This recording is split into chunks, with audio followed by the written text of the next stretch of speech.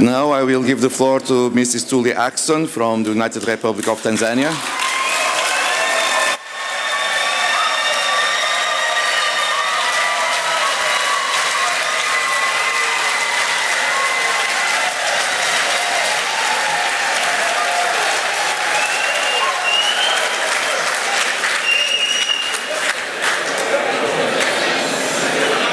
Ms. Tulia, please.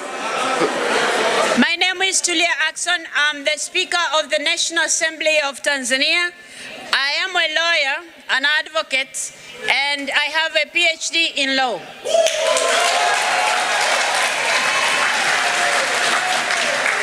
I served as the Deputy Attorney General of the United Republic of Tanzania at the age of 38, and I also became Deputy Speaker of the National Assembly of Tanzania at the same age, and until last week, I was the President of the Africa Geopolitical Group in the IPU. I'm humbled by the endorsements made in support of my candidature from the East African Community, the Southern African Development Community, and the African Union. Colleagues and friends, I'm acutely aware of the weight of responsibilities of the office and multiple challenges that the world is facing today, ranging from the effects of climate change, interstate conflicts, poverty, and the threats of peace and security that have wide-ranging ramifications for developed and developing countries alike. I am confident, however, that if I'll be elected as president, I will have you, colleagues, to work together in shouldering these responsibilities. From the time I became one of the leaders of IPU, I have had the opportunity to collaborate with you to realize IPU's shared values of peace, justice, tolerance, respect, and solidarity. My participation in IPU meetings and other activities has given me a deep and clear understanding of its vision, mission, and the role it plays in the world.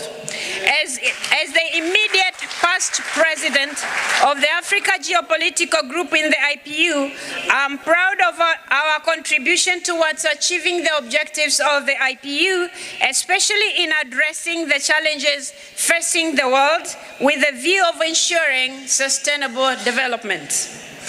The knowledge and experience I have gained over the years has elevated my leadership skills to the next level.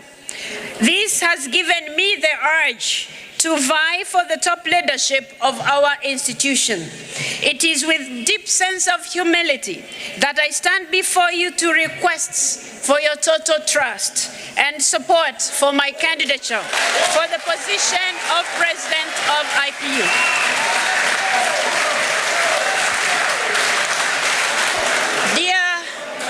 Dear colleagues and friends, my vision is to work with all member parliaments of the IPU to align our organization with the fast-changing realities of our world. In that regard, if elected, I will have a number of priorities that I believe will be key in making our organization work effectively for its membership. Transparency and accountability will therefore be at the forefront of my leadership. In this dynamic world, IPU must be relevant to its membership and the world in general. We will therefore work with its members to initiate reforms that will contribute to peaceful coexistence and global prosperity.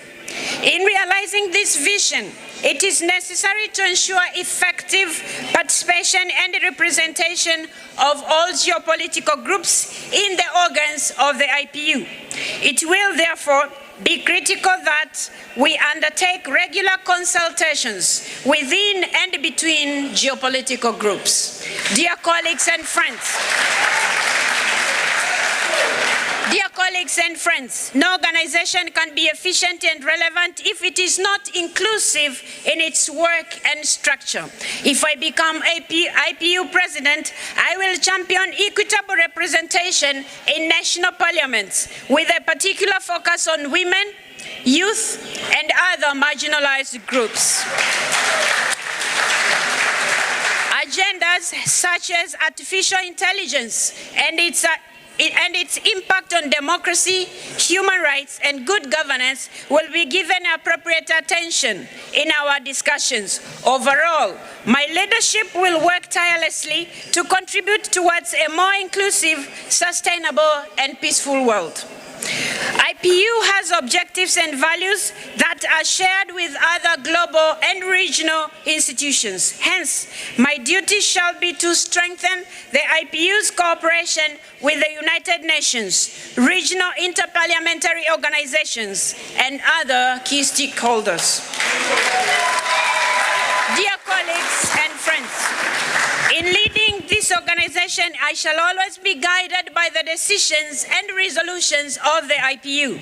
Implementation of these will be an important tool to ensure that IPU attains its objectives and stays on course as envisioned by its members.